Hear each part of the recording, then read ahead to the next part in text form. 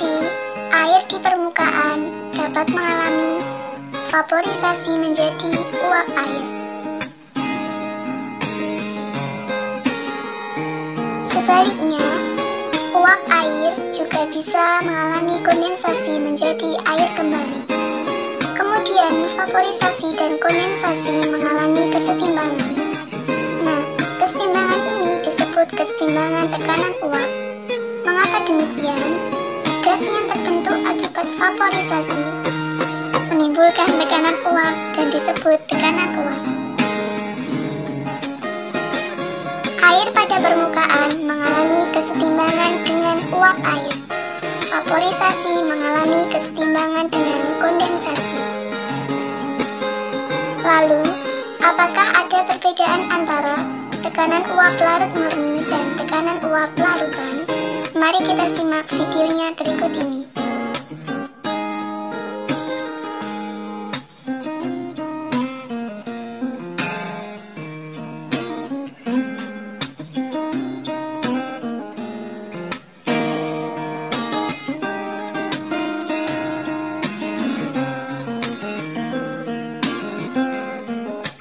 Tekanan uap larut murni berbeda dengan tekanan uap larutan. Mengapa demikian? Dalam pelarut murni hanya ada molekul-molekul air. Nah, molekul-molekul air ini saling berinteraksi. Interaksi ini biasa disebut interaksi pelarut-larut. Sementara dalam larutan terdapat dua interaksi, yaitu interaksi pelarut dengan pelarut dan interaksi pelarut dan zat terlarut. Interaksi antara pelarut dan zat terlarut inilah yang menyebabkan air yang ada dalam larutan lebih sulit menjadi uap. Akibatnya, tekanan uapnya menjadi lebih kecil, sehingga tekanan uap pelarut murni lebih besar dibanding tekanan uap larutan. Oleh sebab itu, fenomena ini disebut penurunan tekanan uap. Tekanan uap pelarut murni lebih tinggi dibandingkan tekanan uap larutan. Oleh sebab itu disebut penurunan tekanan uap. Tahukah kamu bahwa garam ketika dilarutkan dalam air berbeda dengan gula saat dilarutkan dalam air? Garam ketika dilarutkan dalam air akan terdisosiasi menjadi ion-ionnya. Sedangkan gula tetap menjadi molekul gula ketika dilarutkan dalam air atau tidak mengalami disosiasi. Nah, fenomena ini juga berhubungan dengan tekanan uap. Untuk lebih jelasnya, mari kita simak videonya berikut ini.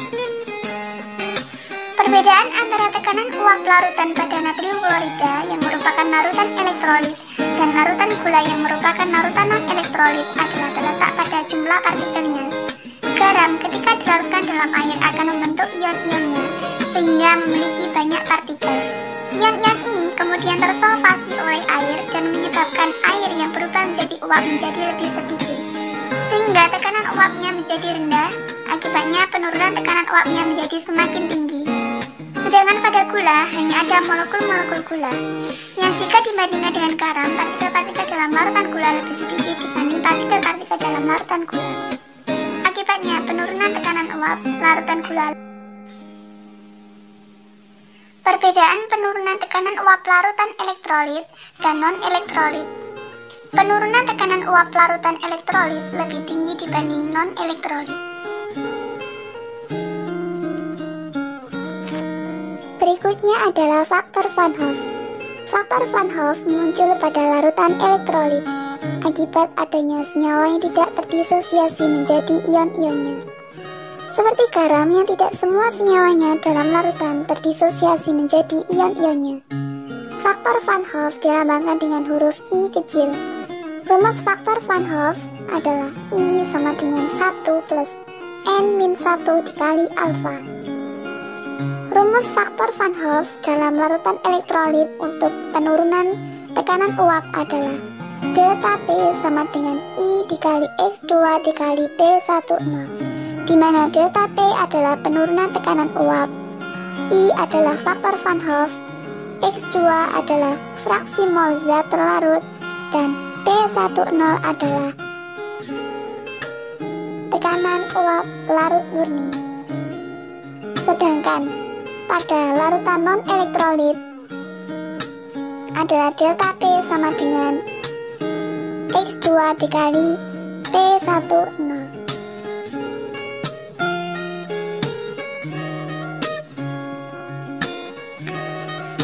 Selain tekanan uap, sifat koligatif larutan yang akan kita bahas adalah kenaikan titik-titik.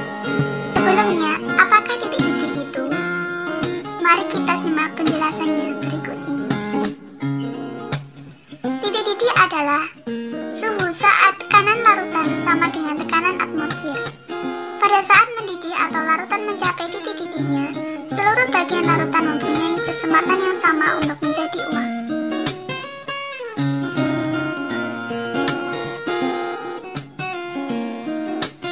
Titik-titik suhu di mana seluruh bagian larutan mempunyai kemampuan untuk menjadi uapnya. Apakah kenaikan titik-titik itu? Mari kita simak videonya berikut ini.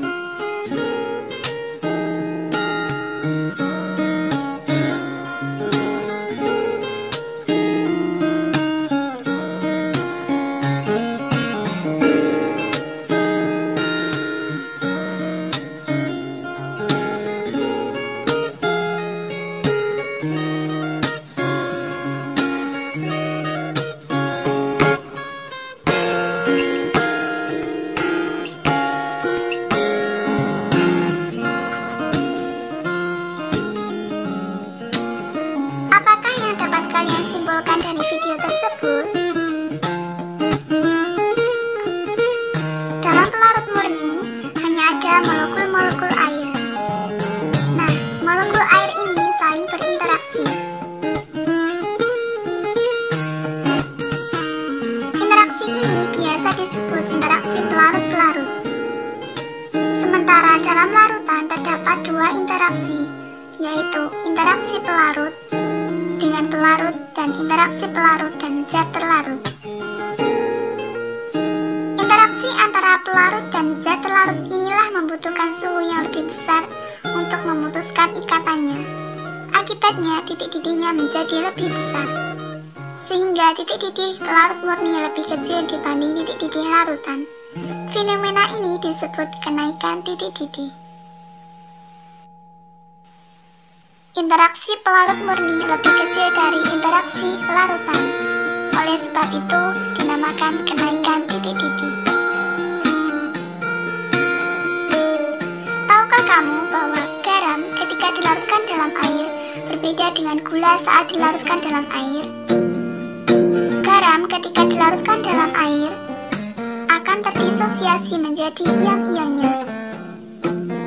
Sedangkan gula tetap menjadi molekul gula ketika dilarutkan dalam air atau tidak mengalami disosiasi. Nah, fenomena ini juga berhubungan dengan titik-titik. Untuk lebih jelasnya, mari kita simak videonya berikut ini. Perbedaan titik-titik antara larutan pada natrium klorida yang merupakan larutan elektrolit dan larutan gula yang merupakan larutan non-elektrolit adalah pada jumlah partikelnya. Garam ketika dilarutkan dalam air akan membentuk ion-ionnya, sehingga memiliki banyak partikel. Ion-ion ini kemudian tersolvasi oleh air dan menyebabkan suhu yang lebih tinggi untuk memutuskan ikatannya. Sedangkan pada gula hanya ada molekul-molekul gula, yang jika dibandingkan dengan garam, partikel-partikel dalam larutan gula lebih sedikit. Akibatnya membutuhkan suhu yang sedikit lebih rendah dibanding larutan gula.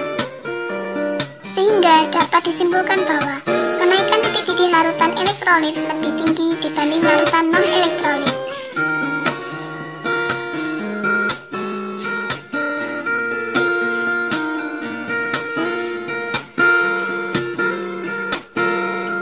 Perbedaan kenaikan titik-titik larutan elektrolit dan non-elektrolit, yaitu kenaikan titik-titik larutan elektrolit lebih tinggi.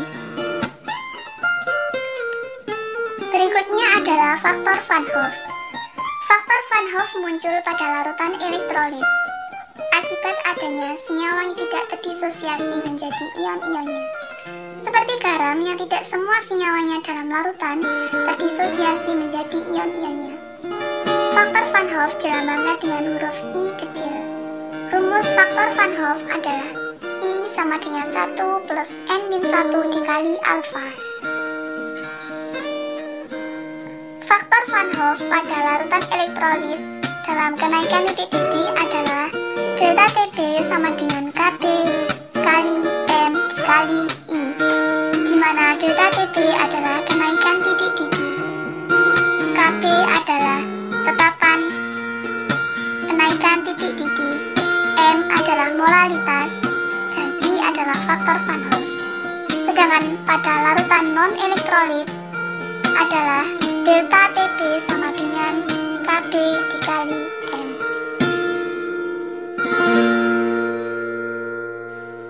Nah, demikian dulu penjelasan tentang sifat koligatif larutan, yaitu penurunan tekanan uap dan kenaikan titik didih. Semoga bermanfaat. Wassalamualaikum warahmatullahi wabarakatuh. Bye-bye.